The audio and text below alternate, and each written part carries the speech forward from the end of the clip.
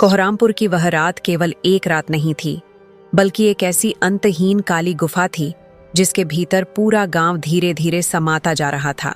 सर्दी का मौसम अपने चरम पर था, लेकिन यह ठंड वैसी नहीं थी जैसी अक्सर पहाड़ों पर होती है। यह ठंड रूह को कंपा देने वाली, हड्डियों के भीतर घुसकर मज्जा को जमा देने वाली और इंसान की सांसों को उसके हलक में ही रोक देने वाली ठंड थी। गांव की गलियों में धुंध ऐसे रेंग रही थी जैसे कोई सफेद विशालकाय अजगर अपनी शिकार की तलाश में जमीन पर सरक रहा हो। हवा में इतनी नमी थी कि अगर कोई मुंह खोलकर सांस ले तो फेफड़े भी भीतर से ठिठुर जाएं। हर घर का दरवाजा बंद था, खिड़कियों पर पुराने बोरे और टाट के पर्दे टंगे थे, पर ठंड उन दीवारों को भी छेद कर भीतर घुस रही थी। सन्नाटा इतना गहरा था कि दूर कहीं किसी कुत्ते के रोने की आवाज भी मौत की दस्तक जैसी लगती थी। इसी जानलेवा ठंडी स्याह रात के तीसरे पहर में, जब सूरज के निकलने की उम्मीद भी बेमानी लग रही थी, नदी के किनारे बसी एक टूटी फूटी झोपड़ी में एक दिया टिमटिमा रहा था।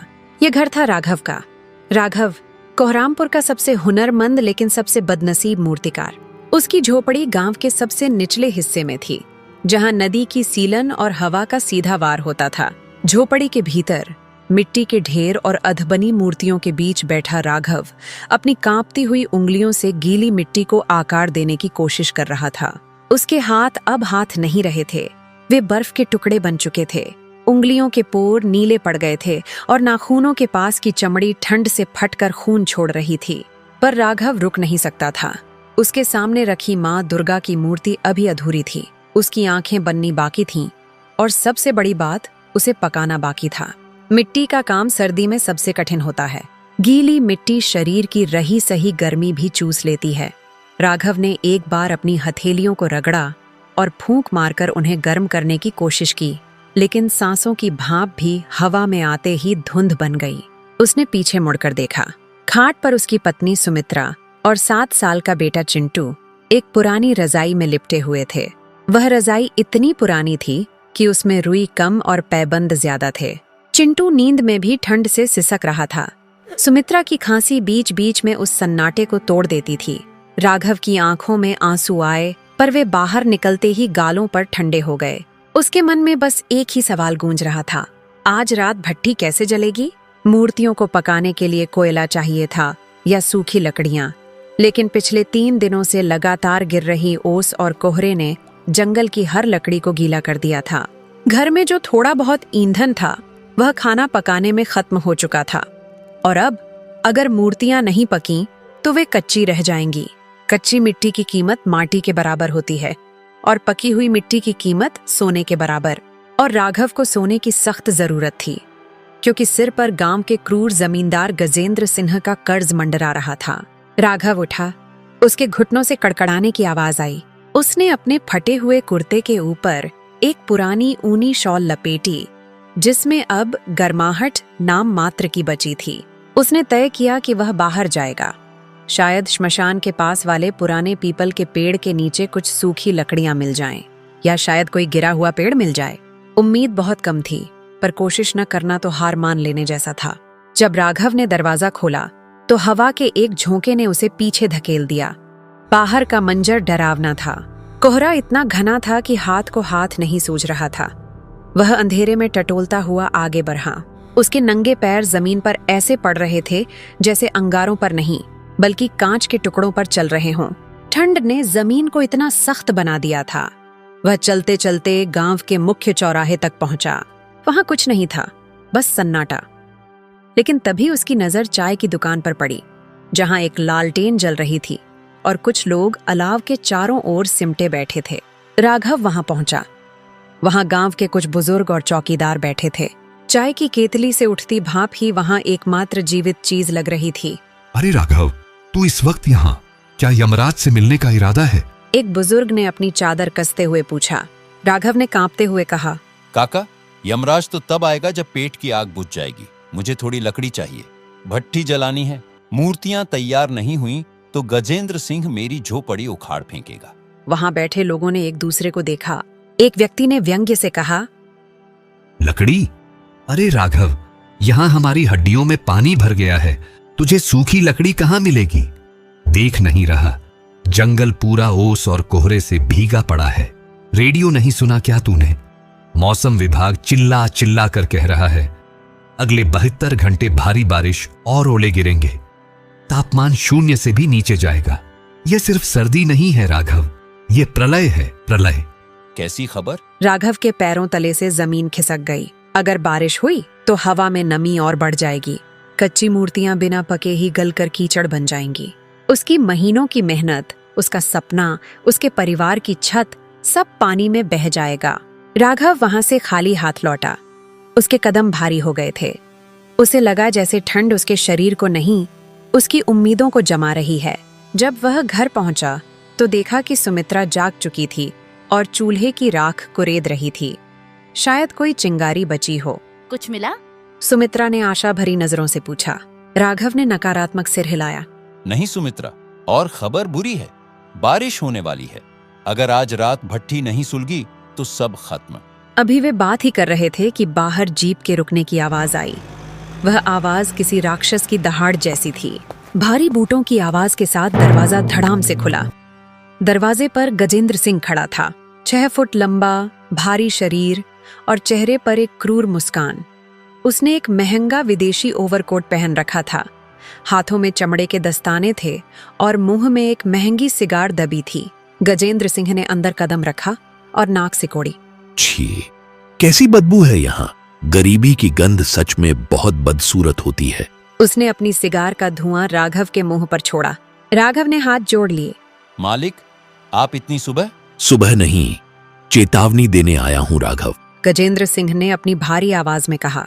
याद है ना, कल पूस की 15 तारीख है। मेरा 5000 रुपया और ब्याज। अगर कल शाम तक पैसे मेरे हाथ पर नहीं रखे तो यह जमीन, यह झोपड़ी और तेरी यह सारी कलाकारी मेरी होगी। मैं यहां अपना गोदाम बनाऊंगा। राघव गिड़गिड़ाया। मालिक, बस कुछ दिन और दे दीजिए। मूर्तियां तैयार हैं, बस पकाना बाकी है। पर मौसम देखिए, लकड़ी नहीं मिल रही।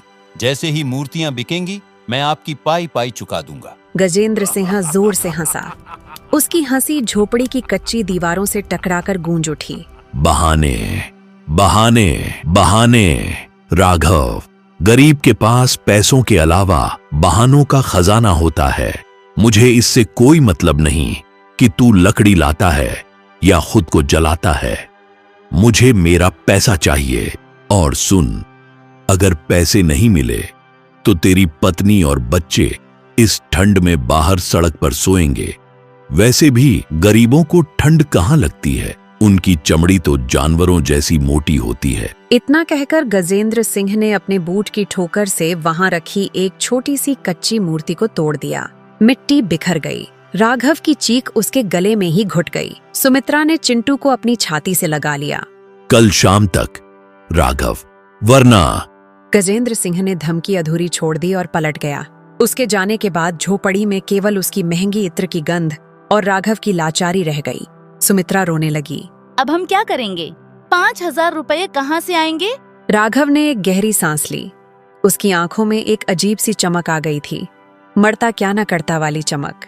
सुमित्रा, मैं जंगल के उस पार जा रहा हूँ। सुना है वहां पुराने मंदिर के पास कुछ सूखे पेड़ हैं। मैं लकड़ी लेकर ही लौटूंगा। तुम बस इन मूर्तियों को ढक कर रखना। पर मौसम? सुमित्रा ने रोकना चाहा। मौसम से ज्यादा खतरनाक गजेंद्र सिंह है, राघव ने कहा और अपनी कुल्हाड़ी उठा ली। राघव फिर से उस सफेद अंधेरे में निकल पड़ा। इस बार उसकी मंजिल गांव के पास वाला जंगल नहीं, बल्कि नदी के उस पार वाला घना जंगल था, जिसे लोग भूतिया वन कहते थे। वहां कोई नहीं जाता था, लेकिन राघव के पास कोई विकल्प नहीं था। वह नदी के ठंडे पानी में उतरा। पानी इतना ठंडा था कि लगा जैसे हजारों बिच्छुओं ने एक साथ डंक मार दिया हो।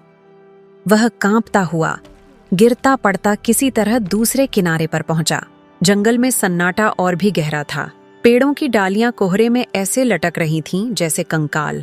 राघव लकड़ी तलाशता रहा, लेकिन हर जगह नमी थी। हर डाली, हर तना गीला था। घंटे बीतते गए। दोपहर हो गई, लेकिन सूरज नहीं निकला। आसमान का रंग अब गहरा स्लेटी हो चुका था, जो भारी बारिश का संकेत था। राघव थक कर एक पुराने बरगद के पेड़ के नीचे बैठ गया। उसका शरीर जवाब दे रहा था। भूख और ठंड से उसका दिमाग सुन्न होने लगा था। शायद यही मेरा अंत है, राघव ने सोचा। मैं यहीं जम जाऊंगा और मेरी लाश भी बर्फ बन जाएगी। तभी उसे हल्की सी सरसराहट सुनाई दी। उसने सिर उठाकर देखा। धुंध के बीच से एक आकृति उसकी ओर आ रही थी। वह कोई साधारण मनुष्य नहीं लग रहा था। एक वृद्ध साधु, जिसके शरीर पर केवल एक लंगोट था और पूरे बदन पर भस्म रमी हुई थी। उसके बाल जटाओं की तरह उलझे थे और आंखों में अंगारों जैसी चमक थी। इतनी जानलेवा ठंड में भी वह ऐसे चल रहा था जैसे वसंत ऋतु के बगीचे में टहल रहा हो। साधु राघव के पास आकर रुक गए। साधु की आवाज में एक गूंज थी। बेटा, मृत्यु का इंतजार कर रहे हो या जीवन की तलाश? राघव हड़बड़ाकर खड़ा हो गया। बाबा, मैं लकड़ी ढूंढ रहा हूँ। मेरा परिवार मुसीबत में है, मुझे आग चाहिए। साधु ने मुस्कुराते हुए कहा, आग बाहर नहीं, भीतर होती है बेटा। पर इस वक्त तो पेट की आग सबसे बड़ी है। क्या तुम्हारे पास कुछ खाने को है? 3 दिन से मैंने कुछ नहीं खाया। राघव अवाक रह गया। वह खुद कल रात से भूखा था। उसकी जेब में केवल बाजरे की आधी सूखी रोटी थी, जो सुमित्रा ने जबरदस्ती रख दी थी। यह रोटी उसकी आखिरी उम्मीद थी कि शायद इसे खाकर उसमें घर लौटने की ताकत बची रहेगी। राघव ने साधु को देखा। साधु की आंखों में एक अजीब सी गहराई थी। राघव को अपने पिता की कही बात याद आ गई। द्वार पर आए याचक को कभी खाली हाथ मत लौटाना, चाहे खुद भूखा रहना पड़े। राघव ने कांपते हाथों से अपनी जेब से वह रोटी का टुकड़ा निकाला। बाबा, ये बहुत रूखी है और ठंडी भी, पर अगर इससे आपकी भूख मिट सके तो यह मेरा सौभाग्य होगा। साधु ने वह रोटी ली और बड़े चाव से खाने लगे, जैसे वह 56 भोग हो। रोटी खत्म करने के बाद साधु ने अपनी कमंडल से पानी पिया और राघव की ओर देखा। तेरा दिल सोने का है राघव? साधु ने उसका नाम लिया, जबकि राघव ने अपना नाम बताया भी नहीं था। तूने अपनी आखिरी रोटी मुझे दे दी। जा, आज से तेरी मिट्टी में वो जादू होगा जो दुनिया देखेगी। और रही बात आग की। साधु ने अपनी झोली में हाथ डाला और एक मुट्ठी भर धूल या शायद कुछ कंकड़ निकाले। उन्होंने उसे एक काले खुरदरे पत्थर के टुकड़े के रूप में राघव की हथेली पर रख दिया। ये क्या है बाबा? राघव ने पूछा। यह सूर्य का अंश है। इसे अपनी भट्ठी में रख देना। इसे जलाने के लिए लकड़ी की जरूरत नहीं पड़ती। यह तब तक जलेगा जब तक तेरे मन में सच्चाई और करुणा है। जा, तेरा कल्याण हो। इससे पहले कि राघव कुछ और पूछ पाता, तेज हवा का एक झोंका आया और कोहरा घना हो गया। जब कोहरा छटा तो साधु वहां नहीं थे। राघव ने इधर उधर देखा, पर वहां कोई नहीं था। क्या यह उसका भ्रम था? लेकिन हाथ में वह पत्थर भारी और हल्का गर्म महसूस हो रहा था। तभी आसमान गड़गड़ाया और बारिश शुरू हो गई। यह बूंदें नहीं थीं, यह आफत थी। राघव ने पत्थर को अपनी छाती से लगाया और घर की ओर दौड़ा। नदी पार करते वक्त पानी का बहाव तेज हो चुका था, लेकिन राघव में न जाने कहां से इतनी ताकत आ गई थी कि उसने उफनती नदी को पार कर लिया। जब वह घर पहुंचा तो शाम हो चुकी थी। झोपड़ी की छत से जगह जगह पानी टपक रहा था। सुमित्रा मूर्तियों के ऊपर प्लास्टिक और बोरियां लगाकर उन्हें बचाने की असफल कोशिश कर रही थी। चिंटू डर के मारे कोने में दुबका था। तुम आ गए? सुमित्रा ने राहत की सांस ली, पर राघव के खाली हाथ देखकर उसका चेहरा उतर गया। लकड़ी नहीं मिली? लकड़ी से बेहतर कुछ मिला है, राघव ने कहा। उसकी सांसें फूल रही थीं। उसने जल्दी से भट्ठी का ढक्कन खोला। भट्ठी ठंडी और काली पड़ी थी। राघव ने उस काले पत्थर को भट्ठी के बीचों बीच रखा। ये क्या है? एक पत्थर? सुमित्रा चिल्लाई। तुम पागल हो गए हो? पत्थर से आग जलेगी? विश्वास रखो सुमित्रा, राघव ने कहा और हाथ जोड़कर उस पत्थर को प्रणाम किया। हे ईश्वर, मेरी लाज रखना। और फिर वह हुआ जो किसी चमत्कार से कम नहीं था। अचानक उस पत्थर के भीतर से एक लाल रंग की लकीर उभरी। देखते ही देखते वह पत्थर स्पंदित होने लगा, जैसे उसके भीतर कोई दिल धड़क रहा हो। एक धीमी हूं हूं की आवाज के साथ पत्थर सुलगने लगा। पहले लाल, फिर नारंगी, और फिर एक तीव्र सुनहरी रोशनी उस पत्थर से फूट पड़ी। भट्ठी के भीतर बिना किसी लकड़ी, बिना किसी कोयले के आग धधकने लगी। लेकिन इस आग में धुआं नहीं था।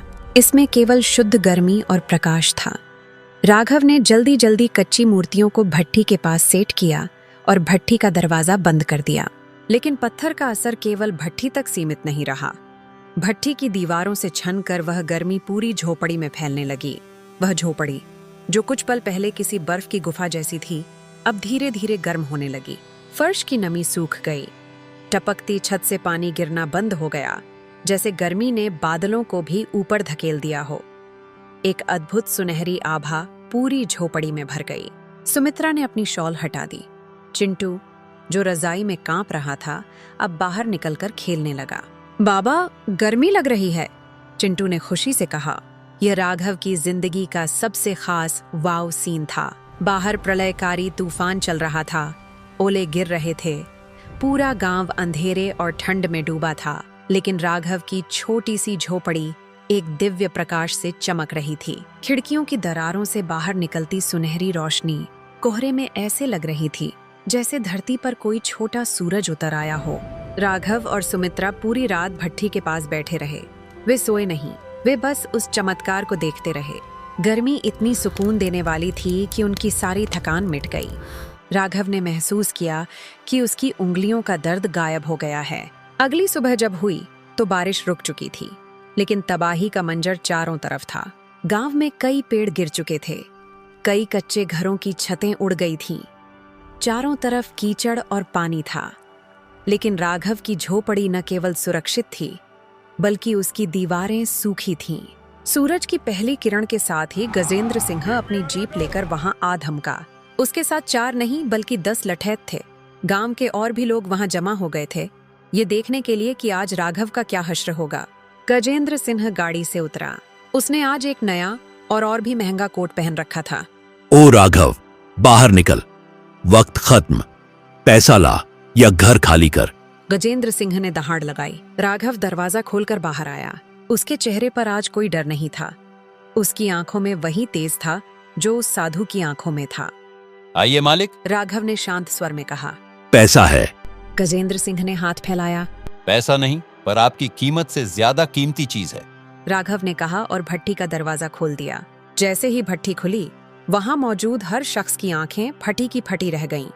अंदर रखी मूर्तियां अब मिट्टी की नहीं लग रही थीं। वे ऐसे चमक रही थीं जैसे शुद्ध सोने और तांबे के मिश्रण से बनी हों। उन पर एक अजीब सी ग्लेज, चमक थी जो किसी ने आज तक नहीं देखी थी। माँ दुर्गा की मूर्ति तो ऐसी लग रही थी मानो अब भी बोल पड़ेगी। पत्थर की दिव्य गर्मी ने मिट्टी को न केवल पकाया था, बल्कि उसे एक अलौकिक रूप दे दिया था। भीड़ में से एक आवाज आई, हे भगवान, ये तो साक्षात सोना है। तभी भीड़ को चीरते हुए एक शहरी बाबू आगे आए। उनकी गाड़ी बारिश की वजह से गांव में फंस गई थी और वे यह तमाशा देख रहे थे। वे शहर के एक बड़े आर्ट कलेक्टर कला पारखी थे। वह व्यक्ति चिल्लाया, रुकिए, यह अद्भुत है। मैंने पूरी दुनिया में ऐसी टेराकोटा कला नहीं देखी। यह रंग, यह पकावा, यह असंभव है। वह व्यक्ति राघव के पास गया। भाई, क्या तुम यह मूर्तियां बेचोगे? मैं एक मूर्ति के लिए 10,000 रुपए देने को तैयार हूँ। पूरे गांव में सन्नाटा छा गया। 10,000? राघव के पास 25 मूर्तियां थीं। इसका मतलब 2.5 लाख रुपए। गजेंद्र सिंह का चेहरा पीला पड़ गया। उसका दिमाग तेजी से चला। उसने सोचा, राघव तो मेरा कर्जदार है, इन मूर्तियों पर मेरा हक है। गजेंद्र सिंह ने अपना असली रंग दिखाया। हटिए साहब, यह आदमी मेरा गुलाम है। यह मूर्तियां मेरी मिट्टी से बनी हैं, मेरी जमीन पर बनी हैं। इन पर मेरा हक है, मैं इन्हें ले जाऊंगा। गजेंद्र सिंह और उसके लठैत आगे बढ़े। गजेंद्र ने लालच में आकर सबसे सुंदर मूर्ति को उठाने के लिए हाथ बढ़ाया। मत छुइए मालिक, वे अभी भी गर्म हैं। राघव ने चेतावनी दी, लेकिन गजेंद्र सिंह का अहंकार और लालच उस पर हावी था। उसने अनसुना करते हुए मूर्ति को पकड़ लिया। गजेंद्र सिंह चीखा। मूर्ति में अभी भी उस दिव्य पत्थर की गर्मी बची थी। उसका हाथ बुरी तरह जल गया। वह पीछे हटा और हड़बड़ाहट में उसका पैर फिसला। वह सीधा भट्ठी के पास गिरे उस काले पत्थर के पास जा गिरा, जिसे राघव ने ठंडा होने के लिए बाहर निकाला था। जैसे ही गजेंद्र सिंह का महंगा कोट उस पत्थर से छुआ, पत्थर ने प्रतिक्रिया की। वह पत्थर जो राघव के लिए जीवनदाता था, गजेंद्र के पापों के संपर्क में आते ही प्रचंड हो गया। एक चिंगारी नहीं, बल्कि एक लपट उठी। गजेंद्र सिंह का कोट धू धू करके जलने लगा। बचाओ, बचाओ, मैं जल रहा हूँ। गजेंद्र सिंह की चीखें गांव में गूंज उठीं। वह कीचड़ में लौटने लगा। अपनी जान बचाने के लिए उसी मिट्टी में लौट रहा था जिसे वह गंदी कहता था। उसके लठैतों ने दौड़कर उस पर पानी डाला और आग बुझाई। गजेंद्र सिंह की जान तो बच गई, लेकिन उसका कोट, उसके बाल और उसका झूठा अहंकार जलकर राख हो गए थे। वह कीचड़ में सना हुआ, जला भुना, कांपता हुआ किसी फटेहाल भिखारी जैसा लग रहा था। राघव ने आर्ट कलेक्टर से 25,000 रुपये एडवांस लिए। उसने नोटों की गड्डी में से 5,000 रुपये निकाले और गजेंद्र सिंह के सामने फेंक दिए। यह रहा आपका कर्ज गजेंद्र बाबू, ब्याज समेत, और यह 500 रुपये एक्स्ट्रा हैं दवा दारू के लिए। अब मेरे घर से निकल जाइए। गजेंद्र सिंह, जो ठंड और जलन से कांप रहा था, बिना एक शब्द बोले वहां से रेंगता हुआ चला गया। उसकी अकड़ हमेशा के लिए टूट चुकी थी। राघव ने बाकी पैसे गांव के उन लोगों में बांट दिए जिनके घर बारिश में टूट गए थे। उसने उस साधु को बहुत ढूंढा, पर वह कभी नहीं मिले। राघव ने वह चमत्कारी पत्थर वापस उसी नदी में प्रवाहित कर दिया जहां उसे वह साधु मिले थे। वह जानता था कि शॉर्टकट और जादू से मिली सफलता का नशा इंसान को गजेंद्र सिंह बना सकता है। उसे अपनी मेहनत पर भरोसा था। उस घटना के बाद से कोहरामपुर में सर्दियां तो हर साल आती थीं, पर राघव के घर में कभी ठंड नहीं लगी। और गजेंद्र सिंह कहते हैं उस दिन के बाद उसे ऐसी अजीब बीमारी हुई कि उसे जून की तपती गर्मी में भी ठंड लगती थी। वह हमेशा रजाई में दुबका रहता था। गांव वाले कहते थे कि यह मौसम की ठंड नहीं, ये उसके पापों की ठंड है जो उसकी हड्डियों में बस गई है। आज भी जब कोहरामपुर में धुंध गिरती है तो लोग अपने बच्चों को राघव की कहानी सुनाते हैं कि कैसे एक गरीब की झोपड़ी में सूरज उगा था और कैसे एक अहंकारी सेठ अपनी ही आग में जल गया था। हवा अब भी सर्द थी, लेकिन उसमें अब एक उम्मीद की गर्माहट थी। दोस्तों, चैनल को सब्सक्राइब करना मत भूलना। वीडियो पसंद आए तो लाइक जरूर करना। Thank you. मिलते हैं नेक्स्ट स्टोरी